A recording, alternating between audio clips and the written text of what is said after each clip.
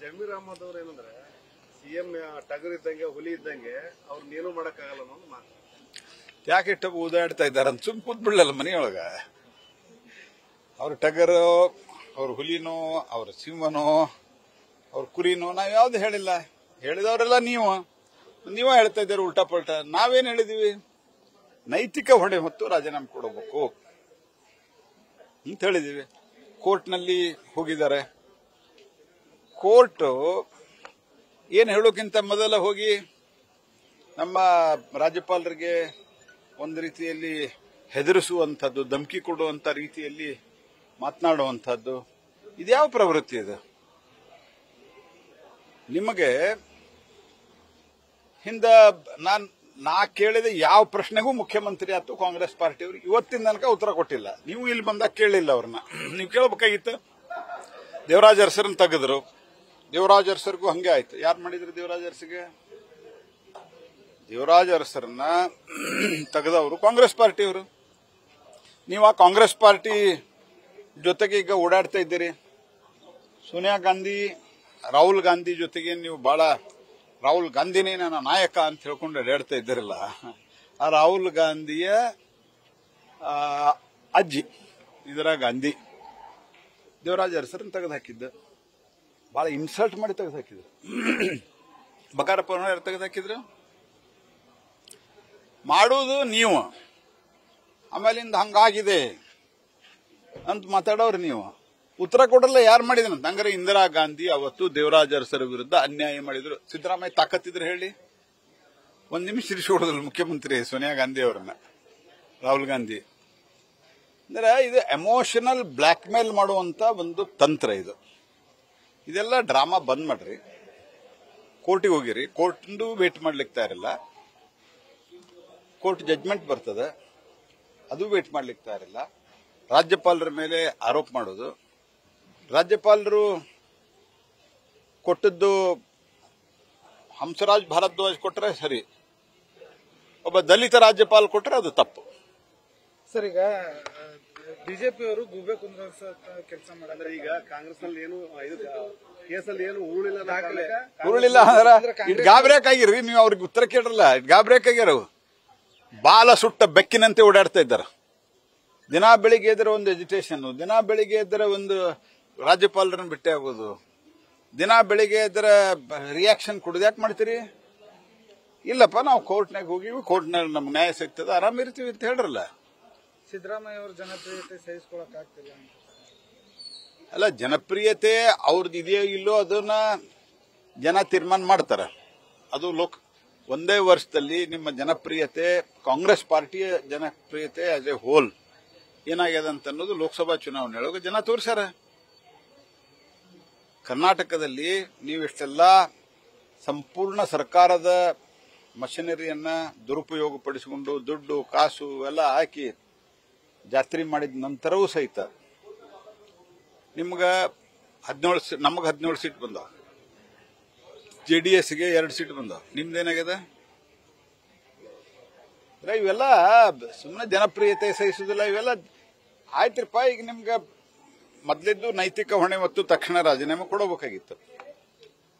ಕೋರ್ಟ್ನಲ್ಲಿ ಆದಂತ ವಾದಗಳು ಸಹಿತ ಮತ್ತು ಅದಾದ ನಂತರ ಹೊರಗೆ ಬಂದಿರುವಂತ ಡಾಕ್ಯುಮೆಂಟ್ ಯಾವುದೋ ಒಬ್ಬ SC ವ್ಯಕ್ತಿಗೆ ಸೇರಿದಂತಹ ಲ್ಯಾಂಡ್ ಇವು ನಾವು ತಗೊಂಡಿವಿ ಅಂತ ಹೇಳ್ತಾರೆ.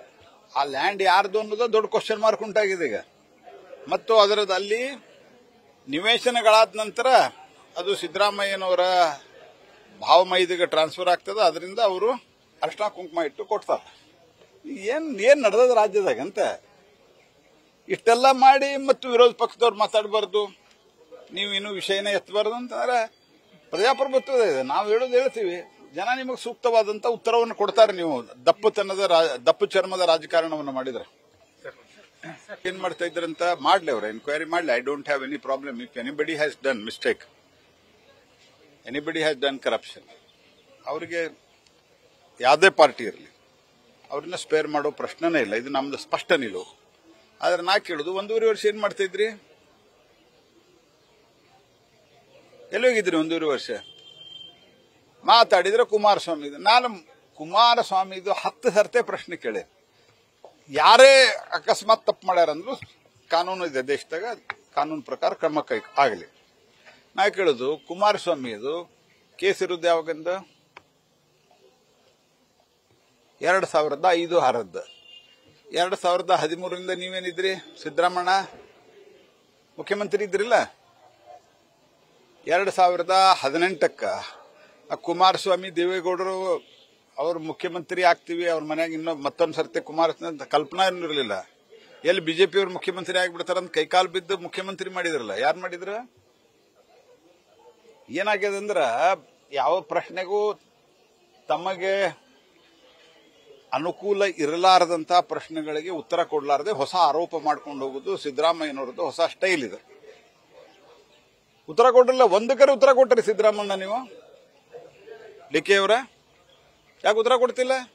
ಉತ್ತರ ಇಲ್ಲ ಅವ್ರ ಕಡೆ.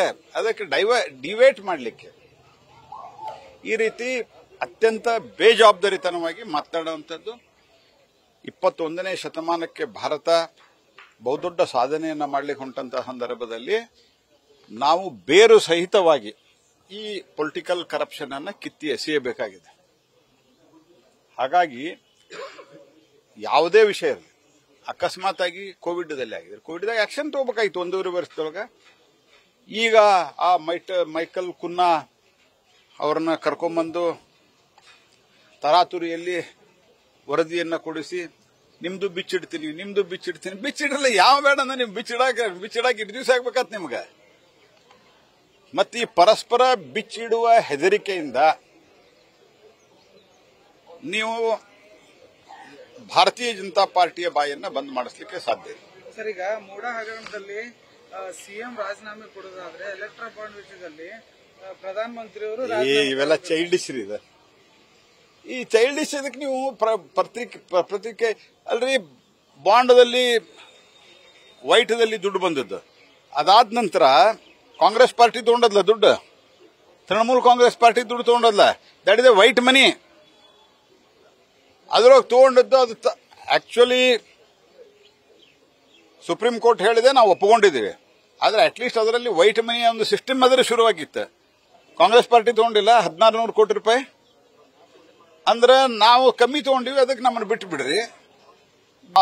ಅಕೌಂಟ್ದಾಗ ಡೊನೇಷನ್ ಬಂದದ, ಅದಕ್ಕೆ ಅವ್ರನ್ನಷ್ಟ ಹಿಡ್ರಿ. ಈ ಚೈಲ್ಡಿಶ್ ಪ್ರಶ್ನೆಗೆ ನೀವು ಬಂದು ರಿಯಾಕ್ಷನ್. ನ್ಯೂಸ್ ಫಸ್ಟ್ ನಿರ್ಭೀತಿಯಿಂದ ನಿಮ್ಮ ಪರವಾಗಿ.